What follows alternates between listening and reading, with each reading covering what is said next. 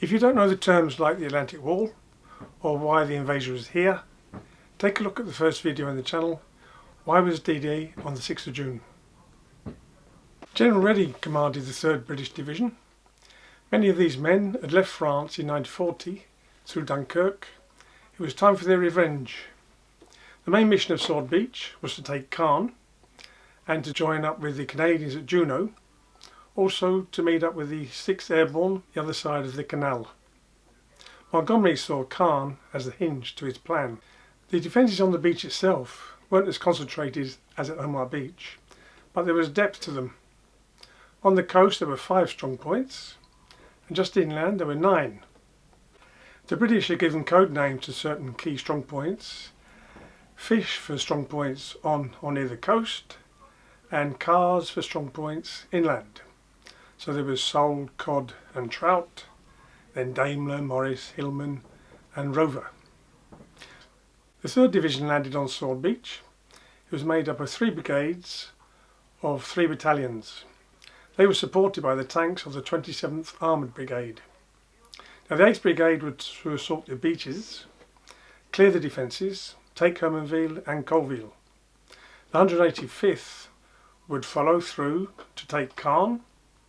Then the 9th Brigade would land, join up with the Canadians, and if the 185th hadn't managed to take Caen, the 9th would sweep round from the west to strike. The commandos of the 1st Special Service Brigade would land on the left flank to take the strong points at Waverly, then move to Pegasus and go on to Hermanville. The 4th Special Brigade would land on the right flank to clear the ground between Sword and Juno.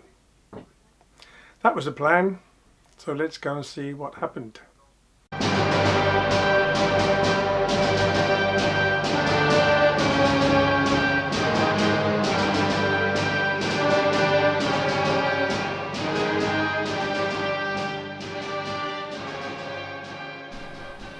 This is Waverly, the biggest single strong point of the whole landing zone. It stretches half a mile along the coast and is comprised of WN8 and WN10, or really STP8 and STP10. There were 6 gun pits for 6-inch guns, the same guns as at Pointe du Hoc. The casemate with double opening for a 15mm gun, the same as at WN72 on Omaha Beach, a tank turret mounting, and a 75mm gun and a 20mm flak. On top of the fire control position was another 20mm flak. The fire control tower was 5 stories high, as there are no cliffs here. The rangefinder was on the top floor. You can see the flame monument, which is on top of a coupole, and that marks the far extremity of this strong point. It's half a mile away. Opposite the casino was a tower for flak. It's now a panorama for tourists. The casino had been demolished. There was an anti-tank gun emplacement in the ruins and also an anti-aircraft gun. The adjoining WN10 had a cast iron observation post and a 75mm gun. Many machine guns flanked the sites. These are dragon's teeth, still here on the beach after 75 years. They were to break tank tracks. The 6-inch guns are that way, and this way you can see the flame monument in the distance on top of the cast iron cupola, which was WN10. From SDP-10 we can look to the landing site to the west, about a mile away. Strong Point 10 has been turned into a memorial for the commandos. More on that later. This is WN18. The casement has been incorporated into an apartment block. The sloping concrete wall defended the gun from fire from ships. It also meant that the gun could only fire along the beach, but that's what it was here for. We're here at the eastern extremity of the landings. The landing extended a mile to the west from here. In the middle of the image you can see a house on the skyline. The 2 houses there are shown in photos of D-Day. They were in the middle of Cod. River Bella, strong point, is in the other direction, about a mile away at the mouth of the Orne.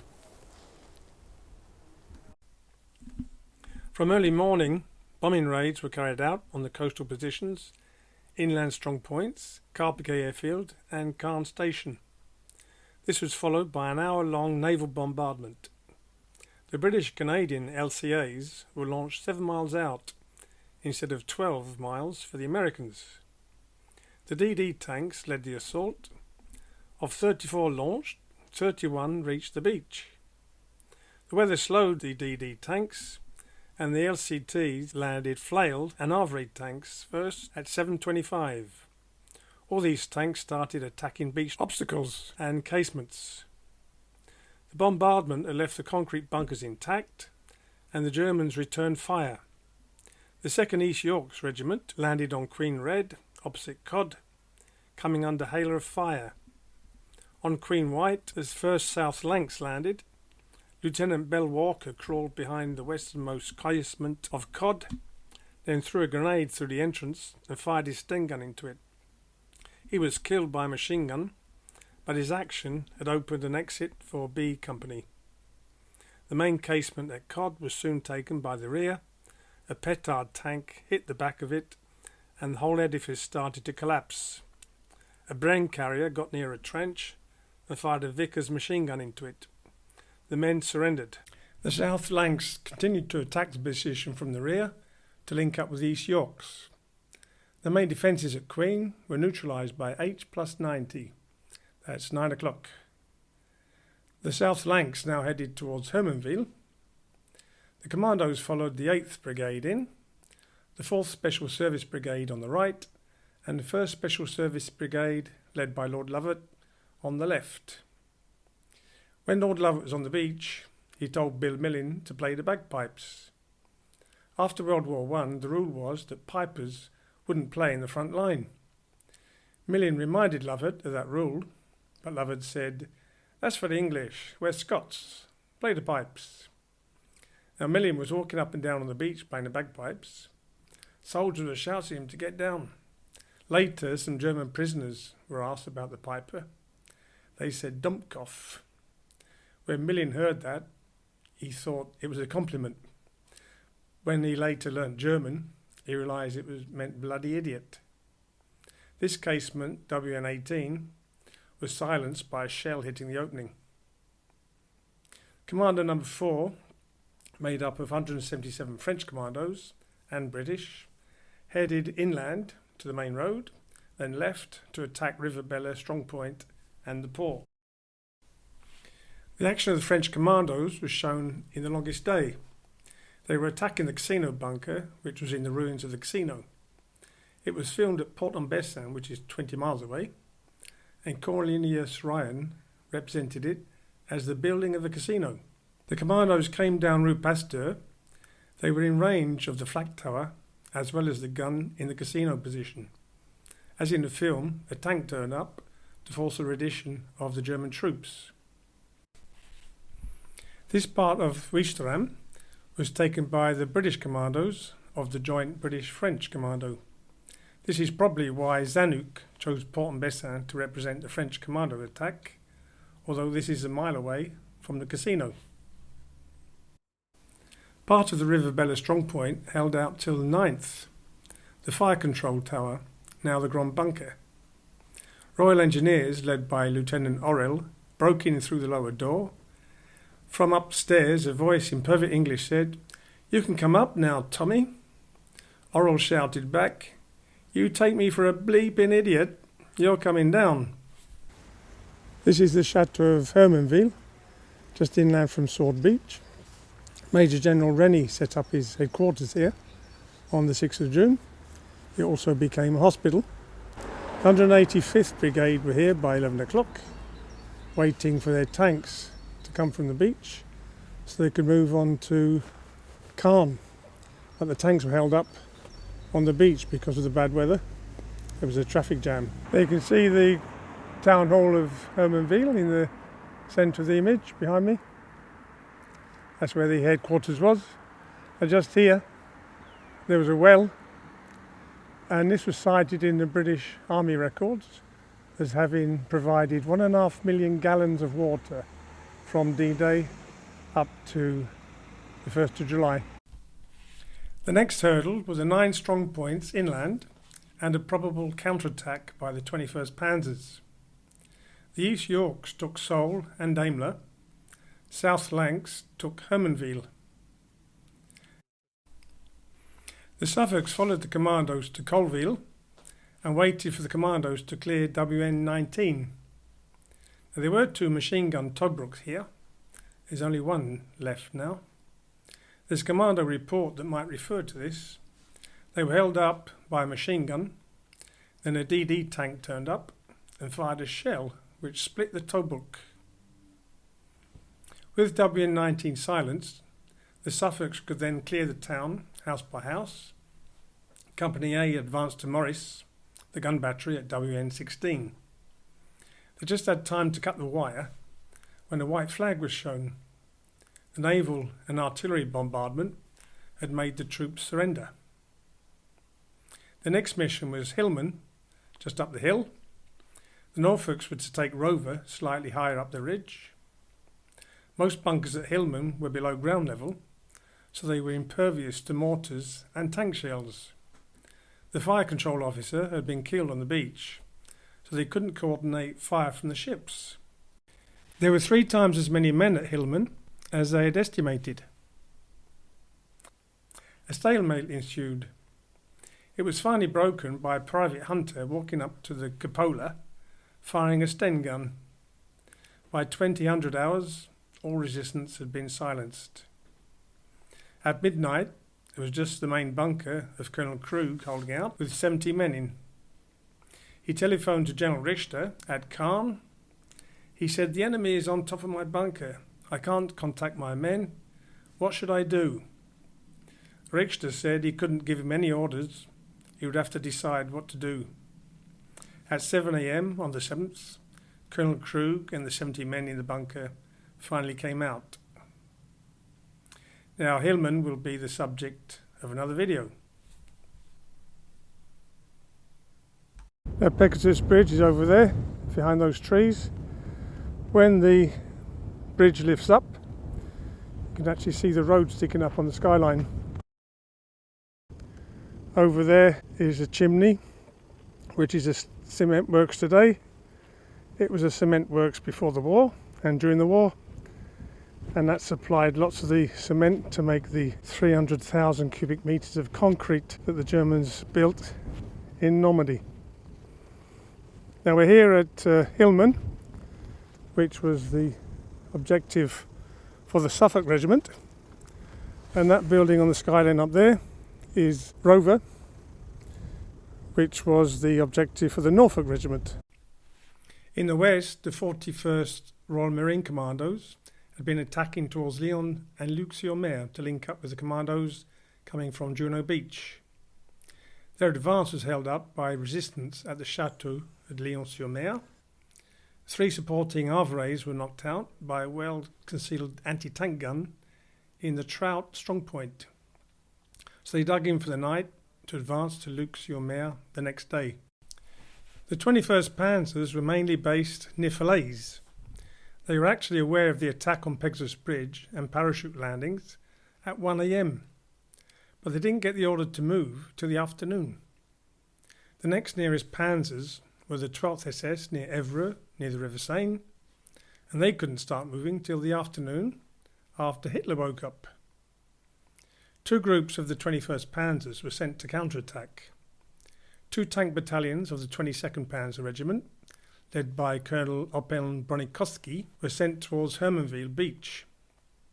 The 1st Battalion of the 192nd Panzer Grenadier Regiment, led by Colonel Rauch, was sent towards Lyon-sur-Mer. Colonel Rauch's group advanced towards Luc-sur-Mer. They followed a ridge which caused the cliffs near Sword and Juno, the other side of the highland near Hillman. As they were in the gap between Sword and Juno, they met little resistance and arrived at the coast. Then another stroke of luck happened. 248 gliders going to land near Saint-Aubin d'Arcenay and Ranville went overhead. followed by 50 C-47s to drop bundles for the airborne. It was an impressive display of air power for everybody who saw it, the Allies and the Germans. Colonel Rauch realised that if they landed just behind him, his attack would be compromised. He decided to return to Caen. The 185th Brigade had passed through Hermanville and had met resistance from artillery that had survived the morning bombing by the RAF. The Suffolk should have taken the ridge near Caen by then, but Hillman was holding up their advance. Merville was taken without too much trouble, but Biéville showed more resistance. Opel Bronikovski's group came up against the British troops near Lebici. Tanks of the Staffordshire Yeomanry knocked out a Panzer, and a well-placed anti-tank artillery hit more tanks and forced the attack to be broken off. Soon 14 Panzers were destroyed and over 50 damaged. Some of the King's Staffordshire Light Infantry got to Lebici. Then, as their right and left flanks were open, they were ordered back to Biéville. This monument shows the greatest advance on the 6th. Along Sword Beach, the best museum is the Grand Bunker at Ouistreham. There are many other monuments in the area as well. Here are a few of them. Now this gun is a 88mm anti-aircraft gun. They used to have a doodle bug on the roof there, but it's disappeared some years ago. This is actually the landing craft used in the film Saving Private Ryan. It's actually a mistake because this is a Higgins boat. But the Rangers, as Captain Miller was a Ranger, they came in British LCAs, which had the pilot at the front. Slightly different design. Now this has become the monument to the French Commandos. There's also a statue to Lord Lovat here, who led the Commandos. Now the Commandos were formed by Churchill in 1940 because they couldn't fight the Germans with an army on the continent. Churchill thought if we had highly trained bands of men, they can go and wreak havoc. One of their first successful raids was against the Lofoten Islands in Norway. That was a big success and it was on the radio in England. And Commander Kiefer was acting as a translator. He'd been a captain of a ship and he heard this report of the Commandos and he thought, well, the French should be involved in that. So he convinced the British Army to train Frenchmen to be commandos. They had over 700 volunteers. Now the commando training is very hard, and in the end they were whittled down to 177 who came into Sword Beach. See, this panel shows the names of the men who were killed, 10 of them, and it says 33 wounded were taken away from the beach. The Germans had practically no navy left, and the channel was blocked for any entrance into the channel. But there were some S-boats, or torpedo boats, in Le Havre. The commander heard the naval bombardment going on, so he brought the boats out into the Seine estuary to see what was happening. Now they went through what they thought was a fog bank. It was actually a smoke screen laid down by the Royal Navy. And when they got through it, they saw the 1,000 ships out there. Now they fired off 4 torpedoes each, and only one hit a ship, and that was a Svenne, which was a Norwegian destroyer, and it sunk rapidly, and that was the only ship sunk by the German Navy on D-Day. This monument was put up in 2004 in the presence of the King of Norway, and this is the anchor of the Svenne. Sword Beach covers the towns of Colville and Hermanville. Now this statue to Montgomery is here in Colville, which is now called Colville Montgomery. This monument is to the 41st Royal Marine Commandos, and it's just near the coast at the level that they were stopped at on the evening of the 6th. This tank is called an Avre, A-V-R-E, Armoured Vehicle Royal Engineers, and it was based on a Churchill tank but had a petard instead of a gun. And the petard was a spigot mortar. Now in a normal mortar you put the shell inside the barrel and that fires it, But a spigot mortar, you put the charge over the barrel. Now this charge was as big as a dustbin. It could have 30 kilograms of explosives in it. So to fit it over that barrel. Now because you didn't want to get out the tank to do that, they'd have a hatch in the tank hull, and they'd open the hatch, bend the barrel down, put the mortar on top of it, and then push it up again. Now the pinnacle part of this monument is actually a sundial.